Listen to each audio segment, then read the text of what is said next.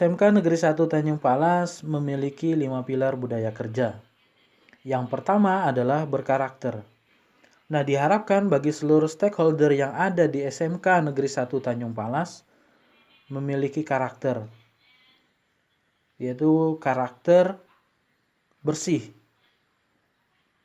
Pada saat pandemi saat ini, maka sebelumnya kita harus membersihkan tangan dulu, kemudian mengecek suhu tubuh, kemudian membersihkan tangan dengan sabun. Nah, setelah itu barulah kita masuk ke ruang kerja. Karakter selanjutnya adalah menyapa seluruh rekan-rekan kerja yang ada di lingkungan sekolah.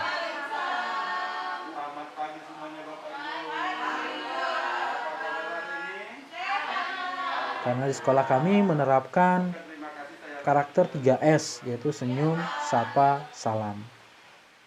Nah, hal yang paling kecil adalah mengambil kulit permen yang ada di lingkungan sekolah. Ini adalah hal kecil untuk membentuk karakter bersih dari setiap stakeholder yang ada di sekolah. Nah, yang kedua adalah unggul dalam berprestasi. Nah, diharapkan bagi seluruh tenaga pendidik dan kependidikan ini adalah unggul dalam seluruhnya. Kalau guru berarti dia unggul dalam membuat media pembelajaran, dibuat sebagaimana pembelajaran itu adalah menyenangkan. Apalagi pada saat ini kita di dalam masa pandemi sehingga pembelajaran semuanya melalui daring, maka di sini diharapkan teknologi informasi dari guru-guru atau tenaga pendidik dan kependidikan ini mengikuti zaman, yaitu dengan cara membuat video pembelajaran yang menyenangkan bagi peserta didik. Nah, dari hasil ini diharapkan guru memiliki prestasi, ya. Nah, alhamdulillah di sekolah SMK Negeri 1 Tanjung Palas pada pelaksanaan peringatan Hari PGRI kemarin, sekolah kami memperoleh juara 1 dalam video pembelajaran di masa pandemi pada saat ini. Nah, yang ketiga adalah berdaya saing. Nah, di SMK Negeri 1 Tanjung Palas mengharapkan peserta didik ini bersaing dengan sekolah-sekolah lain yang ada di sekitar wilayah Bulungan. Dengan cara mencari produk-produk unggulan yang ada di sekolah. Nah, salah satu produk unggulan yang ada di sekolah di bidang teknologi industri, dalam hal ini makanan, kita punya pengolahan ubi jalar yang dijadikan bahan baku untuk pembuatan makanan, baik itu makanan berbentuk kering maupun basah. Nah, dari sini kita bisa melihat bagaimana produk ini bisa menjadi pangan alternatif, karena kita tahu selama ini masyarakat kita hanya mengkonsumsi nasi sebagai bahan pokoknya. Jadi dari SMK kami coba untuk merubah ubi jalar ini menjadi makanan pokok. Yang keempat itu adalah terampil. Nah, diharapkan bagi peserta didik terampil sesuai dengan bidangnya masing-masing. Misalnya multimedia, kami harapkan peserta didik terampil dalam pembuatan poster dan spanduk, karena ini dibutuhkan oleh industri dan dunia usaha dan dunia kerja. Nah, sementara di bidang perhotelan, peserta didik ini kami bekali dengan kompetensi dasar pembersihan area dan front office. Karena dua komponen ini atau dua kompetensi ini sangat dibutuhkan oleh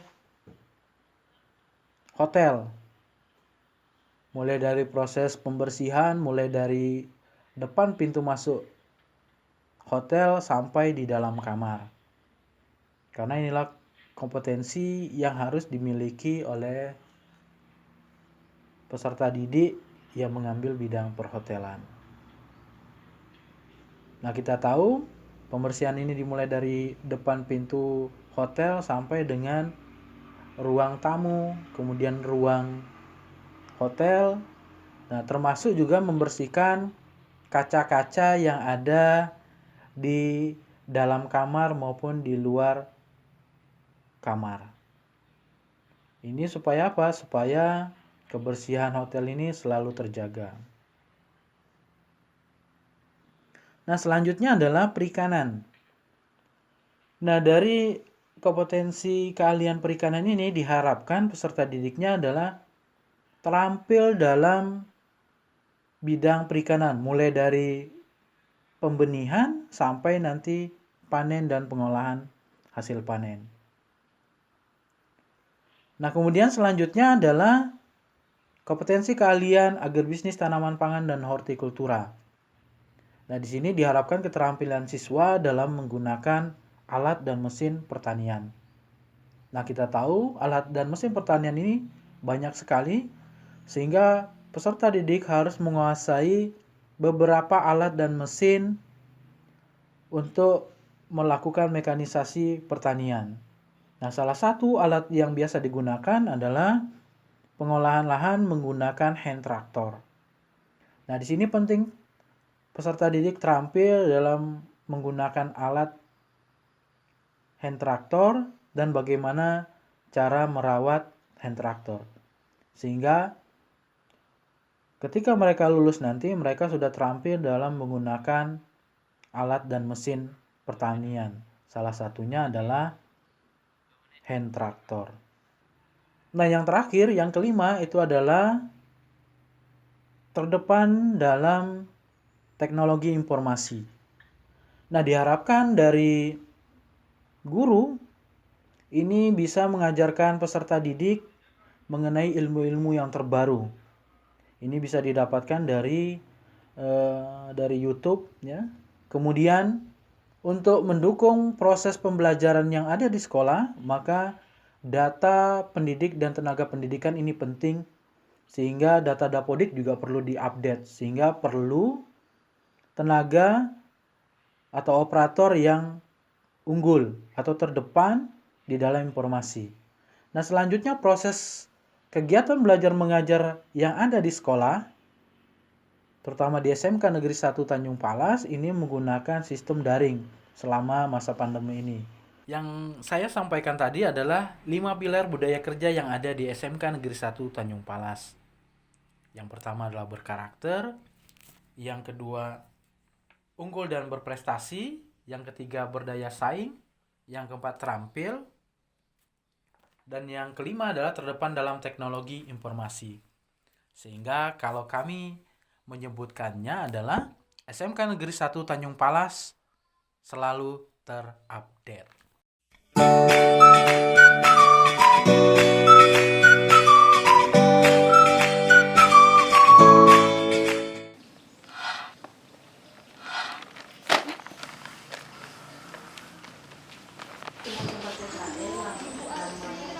Iya, maaf Bu, tadi ada ini kendala di jalan, maaf ya Bu ya, maaf permisi ya Bu ya. Oh iya.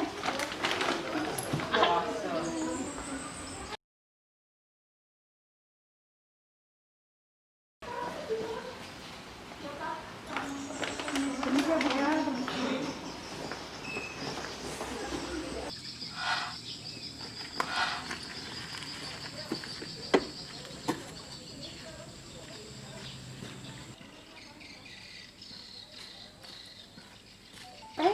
Nak, mau kemana itu? Sini. Cepat.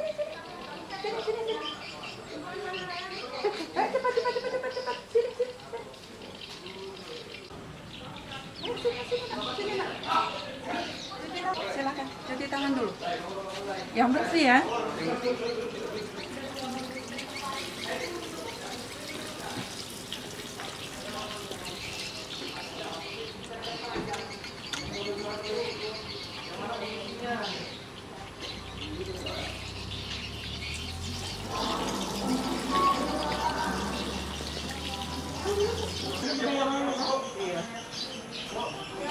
Agak lama begini. Kenapa kamu terlambat? Karena saya tidak tadi malam ini main game. Bu.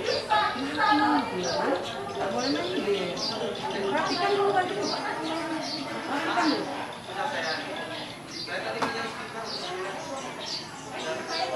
Cepat, perhatikan.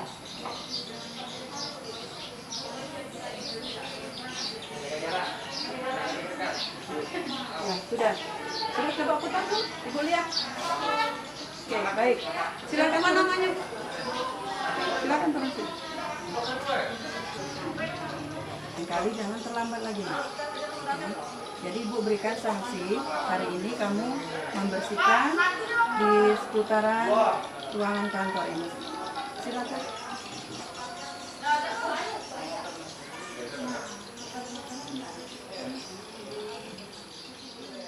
Ya, yang bersih anak ya.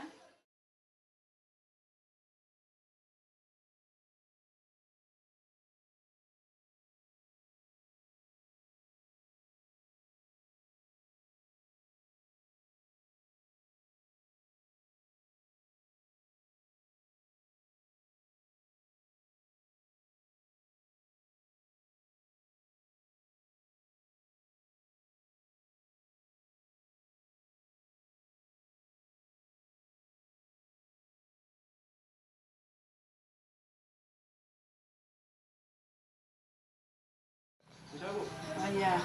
Terima kasih anak ya. Silakan masuk kelas.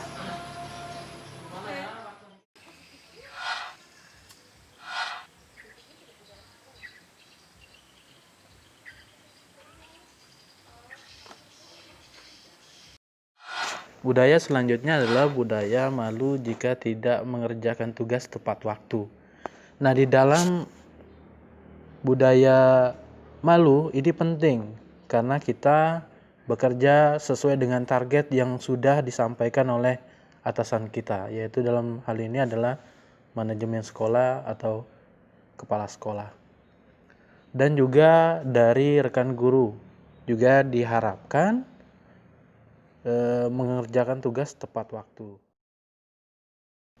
Nah, selanjutnya adalah budaya malu bekerja tidak produktif. Nah, salah satu hal yang membuat kita tidak produktif adalah tidur di dalam ruangan. Padahal pada saat itu adalah waktu kita untuk bekerja. Nah, inilah 5 budaya malu yang ada di SMK Negeri 1 Tanjung Palas.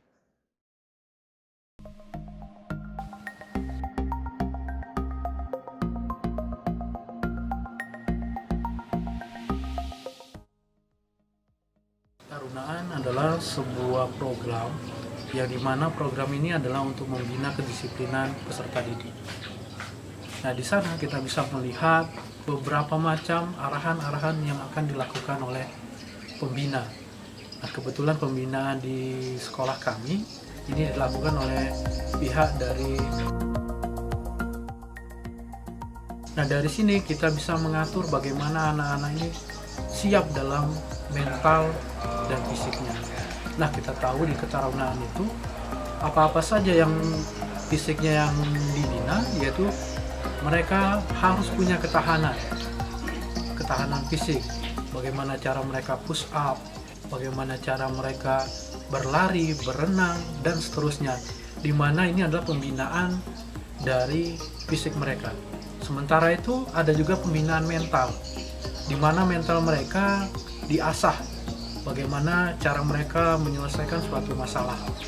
Karena di dunia bekerja, maka ini yang perlu mereka perhatikan.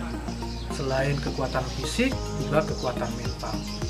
Nah, selain daripada itu, juga ada kegiatan-kegiatan lain yang mendukung dari ketarunaan.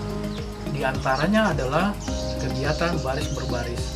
Nah, kegiatan ini adalah kegiatan di mana mereka coba untuk menaati atau mentaati segala aba-aba yang dilakukan oleh komandan regu. Nah, di sana ada perintah siap gerak, kemudian jalan di tempat. Ini adalah sebuah perintah-perintah yang dimana dari perintah ini meningkatkan kedisiplinan dari peserta didik. Nah, lain daripada itu juga, ketarunan ini menjaga supaya peserta didik tetap dalam kedisiplinan. Karena di sana ada tata tertib yang harus mereka taati. Ya, bagaimana cara mereka mulai masuk sekolah, mulai dari proses belajar sampai nanti mereka pulang. Semuanya diatur, bagaimana cara berjalan, cara berdiri, cara makan, cara minum, dan seterusnya. Semua diatur di dalam tata tertib ketarungan. Jadi ini penting bagi peserta didik, terutama bagi peserta didik SMK Negeri 1 Tanjung Palas.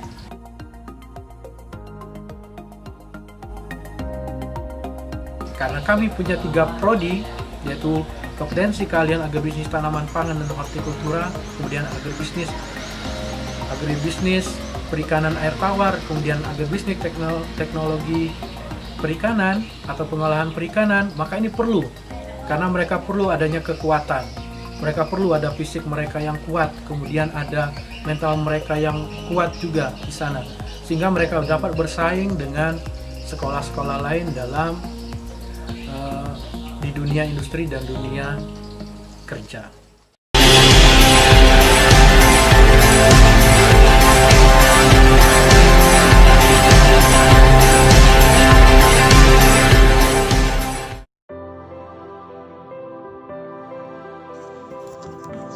Untuk kegiatan kerohanian khususnya untuk agama Islam, yang pertama yang wajib dilakukan adalah sholat berjamaah, terutama sholat zuhur.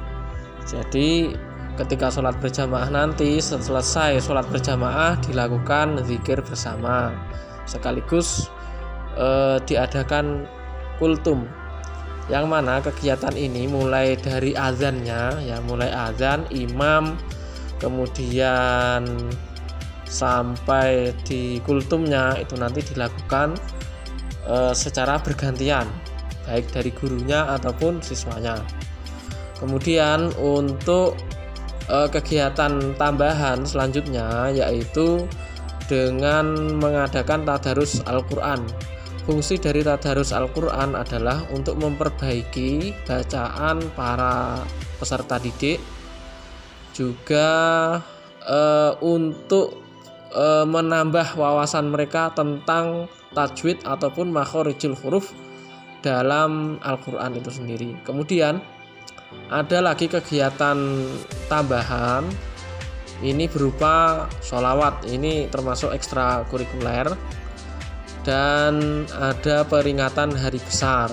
Jadi peringatan hari besar itu nanti dilakukan acara seperti sholawat, seperti Maulud Nabi ataupun Isra Mi'raj, ataupun bulan Muharram. Jadi itu nanti di situ dilakukan peringatan, dirayakan oleh seluruh warga sekolah, terutama yang beragama Islam. Kegiatan kerohanian di sekolah juga bertujuan untuk menguatkan dan mempererat hubungan siswa dengan Sang Penciptanya. Di tengah-tengah kesibukan siswa untuk belajar, mereka juga harus ingat mereka diberikan kesempatan belajar di sekolah adalah itu anugerah dari Tuhan yang Maha Kuasa. Kita harus memuliakan Tuhan dengan segenap hati dan jiwa.